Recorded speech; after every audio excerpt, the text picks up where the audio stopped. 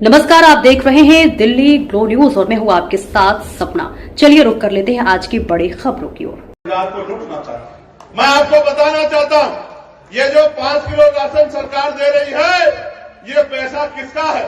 ये पैसा आपका है, ये पैसा हमारा है, ये पैसा हमारी बहनों का है, इस मंच में बैठे नेताओं का है, गरीब जनता का है, कमजोर मजदूर का है। वो मजदूर जो सुबह मेहनत करता है, मजदूरी से पैसा कमाता है, टैक्स के रूप में लाखों रुपए सरकार को देता है, उन्हीं पैसों से बजट बनता है, बजट से योजनाएं बनती है, उन्हीं से एक योजना है जिनसे 5 किलो राशन मिलता है। मैं आपको बताना चाहता हूं, एक मीडियम परिवार जो मध्यम वर्गीय परिवार है, वो भी कम से कम 5,000 रुपए का महीने में सामान खरीदता है। जब वो 5,000 रुपए का सामान खरीदता है, टैक्स इतने तरह के हैं कि लगभग 1250 रुपए सरकार के खाते में टैक्स के रूप में जाते हैं। 1250 रुपए लेके महीने में और 200 रुपए का अनाज देके सरकार आपको बताना चाहती है कि सरकार आपके लिए कुछ कर रही है। मैं ये पूछना चाहता हूं सरकार से कि अगर आप जनता के लिए बहुत कुछ कर रही हो, तो फिर जनता के चेहरों पे खुशहाली क्यों नहीं? आज भी 75 साल बाद आजादी के लोगों के पास पक्के मकान क्यों नहीं है? आपको प्रधानमंत्री आवास योजना क्यों चलानी पड़ रही है?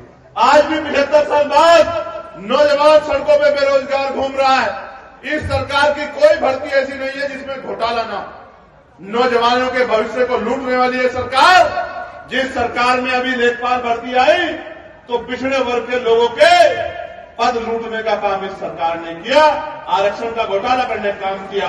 और सिर्फ घोटाला नहीं करती, जब घोटाला पकड़ा जाता है तो ये सरकार कहती है कि हमसे गलती हो गई है। आप कैसे सरकार चलाने वाले हो?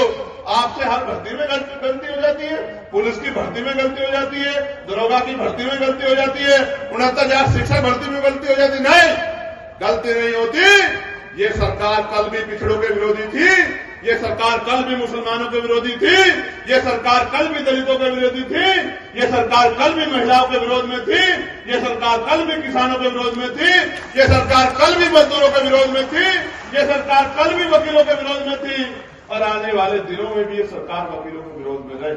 मैं ये बात क्यों कह रहा हूं? 1-1 हजार पद खा जा रहे हैं, लूट जा रहे हैं, डकैती मार रहे हैं, कोई पूछने वाला नहीं। आज वकील साथियों ने मुझे रोका। वकीलों की मांग 50 साल से चली आ रही है। इनकी मांग यह है कि हमें यहां से 250, 300, 400 किलोमीटर, और सहारनपुर से तो 750 किलोमीटर पड़ता है हमारा हाईकोर्ट, लाहौर से 500 किलोमीटर पड़ता है, और सहारनपुर से 750 किलोमीटर पड़ता है। वकीलों की मांग यह है कि पश्चिम उत्तर प्रदेश में जैसे लखनऊ में एक बैच बनी थी, पश्चिम उत्तर प्रदेश में हाईकोर्ट की एक बैच बना दी जाए। अगर आप सच में गरीबों के हितैषी हैं, आप चाहते हो कि न्याय के लिए लोग हाईकोर्ट का दरवाजा खटखटाएं, तो क्यों नहीं बनाते? केंद्र में सरकार आपकी है, राज्य में सरकार आपकी है, किसी से पूछने की कोई जरूरत आपको नहीं है। लेकिन आप नहीं चाहते कि यहां के गरीब की जेब कटना बंद हो, इसलिए आप बनाना नहीं चाहते। वकीलों ने मेरे सामने मांग रखी कि भाई उठाओ। वकील साथी जानते हैं, मैंने पार्लियामेंट में पश्चिम उत्तर प्रदेश में हाईकोर्ट की बेंच बने, इस मांग को उठाया। उनकी दूसरी मांग ये थी कि एडवोकेट प्रोटेक्शन एक्ट लागू होना चाहिए। मैंने पार्लियामेंट में एडवोकेट प्रोटेक्शन एक्ट लागू हो, इस मांग को भी जोर शोर से उठाने का काम पार्लियामेंट के माध्यम से किया। मैंने जब वकीलों पर लाठीचार्ज हुआ हापुड़ में, जब वकीलों पर लाठीचार्ज हुआ गाजियाबाद में, तो भी उनकी मांग को जोर शोर से उठाने का काम किया था। एक वकील होने के नाते मैं वकीलों के दर्द को समझता हूं, और मैं आपको विश्वास दिलाता हूं और आपके माध्यम से कहना चाहता हूं, आप शक्ति देखना चाहते हैं तो मैं आपके सामने कह रहा हूं, आप मन पक्का कर लीजिए। वकील का मतलब है उसकी एक ही जाति है, वकील है।